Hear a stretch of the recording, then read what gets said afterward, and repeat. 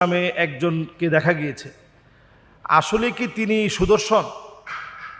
এটা নিয়ে অলরেডি আমরা নিউজ দেখেছি যে তাকে কেন সুদর্শন পুরুষ ঘোষণা করা হলো, এই পুরস্কারটি ফিরিয়ে নেওয়া হোক।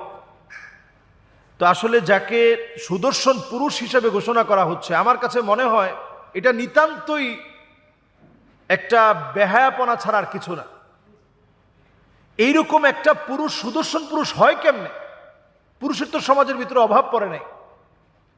সুদর্শন পুরুষ বলতে আমরা ওই পুরুষদেরকে বলি যাদেরকে দেখলে সুপুরুষের মতো লাগে, আর যাকে বলা হয়েছে সুদর্শন পুরুষ তাকে দেখলে একেবারে নিতান্ত একটা মহিলা মানুষের মতো লাগে। তো তিনি সুদর্শন পুরুষ হয় কেমনে? সুদর্শন পুরুষ তো তিনি হবেন যার ভুরুটা পুরুষের মতো হবে, কিন্তু যিনি সুদর্শন পুরুষ হিসাবে আমাদের দেশে আসছেন, আবির্ভাব হয়েছেন, তো